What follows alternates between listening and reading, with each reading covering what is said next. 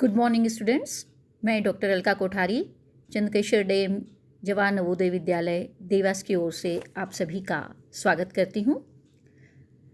बच्चों, आपने यूरोप में राष्ट्रीयता का उदय ये चैप्टर अभी तक कंप्लीट कर लिया होगा। इसकी कुछ मेन बातें, जो कुछ मुख्य बिंदु इसके हैं, उस पर फिर से एक बार मैं चर्चा करना चाहूँगी।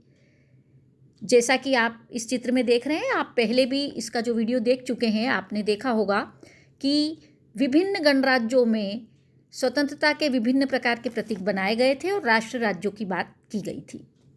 यूरोप में राष्ट्रवाद के उदय की जहाँ तक हम बात करते हैं, राष्ट्र राज्य के उदय में कुछ मुख्य पॉइंट्स जो हमारे सामने आए थे, आपने देखा था, जिसमें हमने सबसे पहले इसमें देखा था नेपोलियन की नागरिक संहिता 1804। इसके बारे में हमने बात की थी। इसके अलावा उसके पहले जो हमारा एक मुख्य पॉइंट था, फ्रांसीसी क्रांति 1789। इसके बाद अगला पॉइंट हमने इसमें लिया था उदारवादियों की क्रांति 1848 में। और इसके अलावा हमारे और भी पॉइंट्स जो इसमें आते चले गए, आपने जिनके बारे में अध्ययन किया है, जर्मनी का निर्माण, फिर इटली का एकीकरण, ये वो सारे पॉइंट्स हैं जिसके बारे में आपने विस्तृत रूप से इसमें पढ़ा है। एक बार फिर से मैं आपको बताना चाहूँगी कि फ्रांसीसी क्रांति एक ऐसी घटना थी जिसने पूरे विश्व में परिवर्तन लाया था। फ्रांसीसी क्रांति 1789 की ये घटना जो थी, इसने पूरे विश्व में एक बड़ा परिवर्तन लाया था। राष्ट्रवाद की पहली स्पष्ट अभिव्यक्ति 1789 में फ्रांसीसी क्रांति के साथ हुई।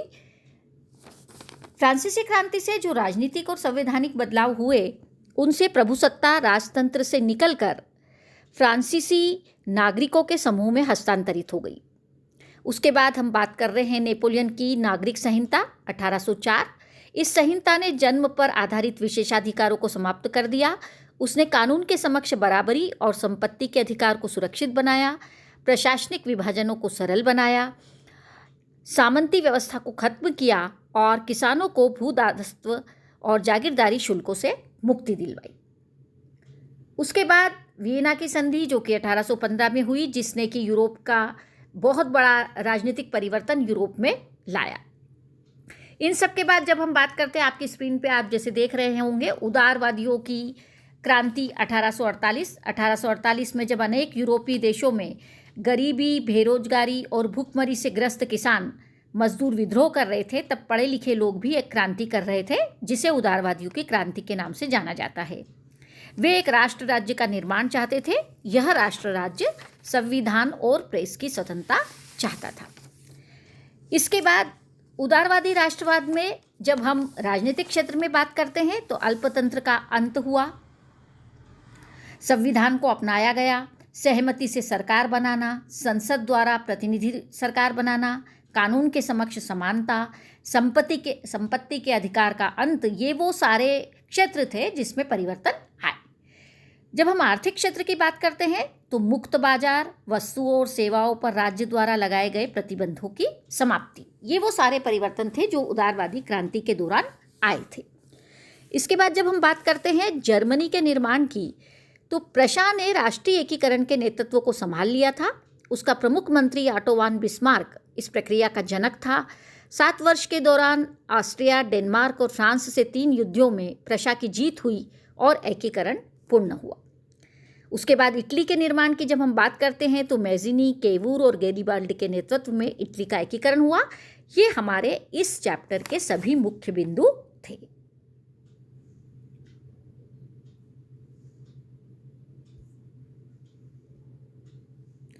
इसके बाद आप देख रहे हैं आपकी स्क्रीन पर जो मानचित्र आपको दिखाई दे रहा है, इस मानचित्र में 1815 के बाद जो विभिन्न परिवर्तन आए थे, वो परिवर्तनों के साथ पूरा आपको विभिन्न राज्यों की बदली हुई स्थिति आपको इसमें दिखाई दे रही है। उदारवादी राष्ट्रवाद में राजनीतिक क्षेत्र में जो परिवर्तन हुए, आर्थिक क्षेत्र में जो परिवर्तन हुए, वो आप अपनी स्क्रीन पर देख रहे हैं।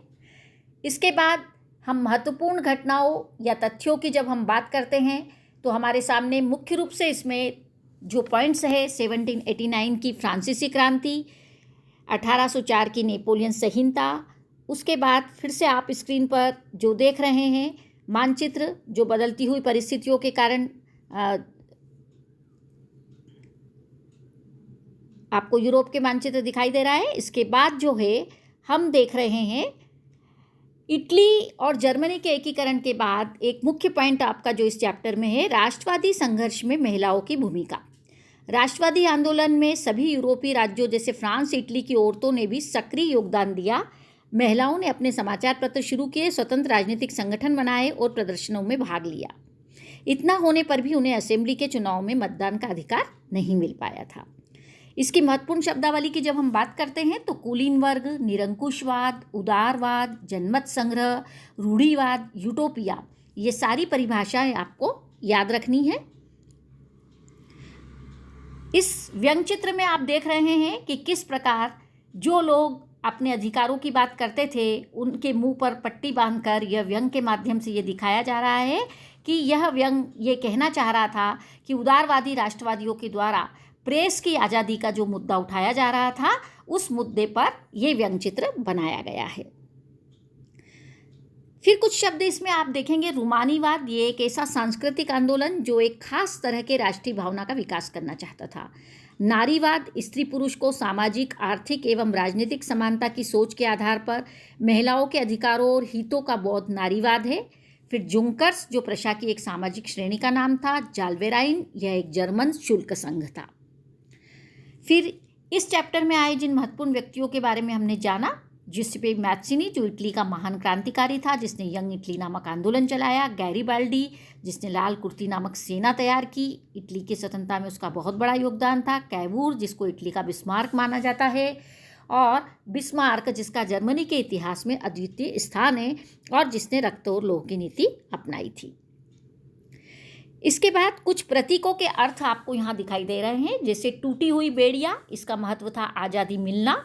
बाज छाप वाला कवच, जर्मन समुदाय की वीरता का प्रतीक। बलूत पत्तियों का मुकुट, वीरता का प्रतीक, जर्मन।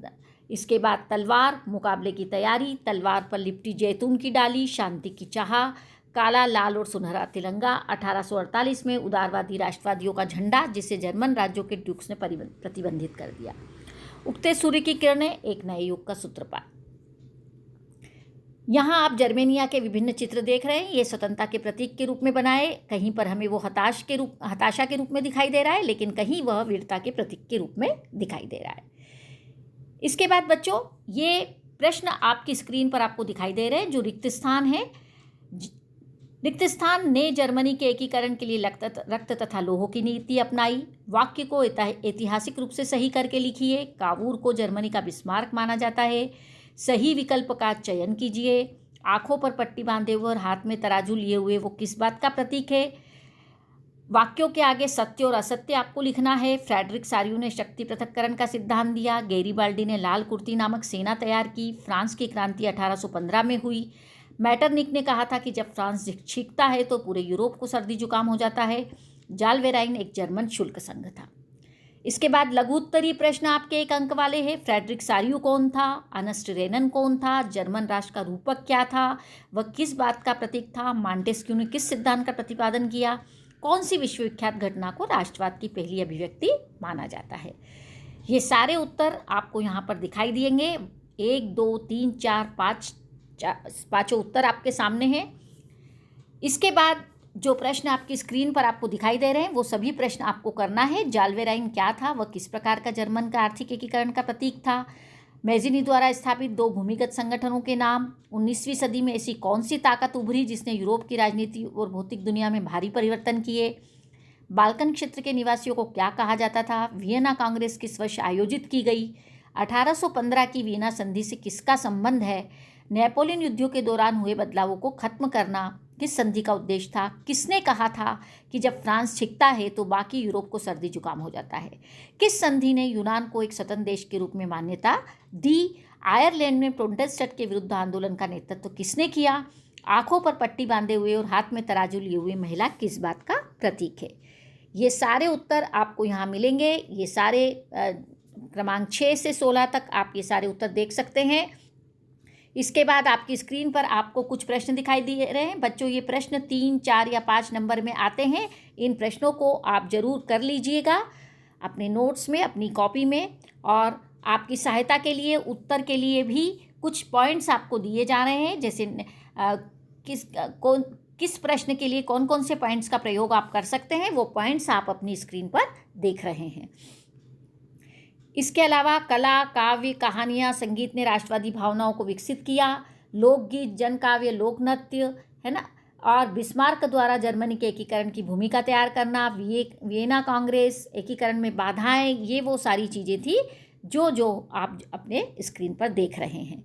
एकीकरण की प्रक्रिया की जब हम बात करते हैं तो कावूर सार्डिनिया का प्रधानमंत्री बना, फ्रांस से संधि, ऑस्ट्रिया पराजित व 1859 में लुम्बार्डी को राज्य में मिला लिया। ये इटली के एकीकरण का प्रथम चरण। फिर द्वितीय चरण, तृतीय चरण और चतुर्थ चरण आप अपनी स्क्रीन पर देख रहे हैं। इसके बाद क्वेश्चन नंबर 6, 7 और 8 बहुत महत्वपूर्ण क्वेश्चन है। इन क्वेश्चंस को आप अच्छी तरह से देख लीजिए। इनके आंसर भी आपको सहायता के लिए दिए गए हैं। आप इनका प्रयोग अपने नोट्स में कर सकते हैं। यूरोप पर इन सब घटनाओं का क्या प्रभाव हुआ, फ्रांस पर क्या प्रभाव हुआ, फ्रांसीसी क्रांति का प्रभाव यूरोप पर क्या था और फ्रांस पर क्या था। इसके बाद क्वेश्चन नंबर 12, 13, 14, 15 ये सभी महत्वपूर्ण क्वेश्चन है। आप इन प्रश्नों को अच्छी तरह से देखिएगा और इनके उत्तर भी आपकी सहायता के लिए पॉइंट्स दिए गए हैं, जो आप अपनी स्क्रीन पर एक के बाद एक देख सकते हैं।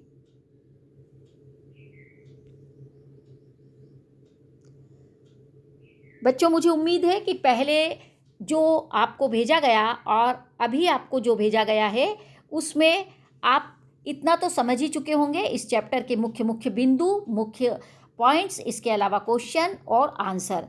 मैं आपसे एक्सपेक्ट करती हूँ कि फर्स्ट और सेकंड चैप्टर दोनों ही आपको अच्छी तरह समझ में आया होगा। आप नोट्स बनाइए, क्वेश्चन और आंसर लिखिए और संडे तक प्लीज़ मुझे दीजिए। इसके बाद आप जैसा कहेंगे हम या तो ज्योग्राफी को आगे बढ़ाएंगे या सिविक्स को आगे बढ़ाएंगे। Thank you so much.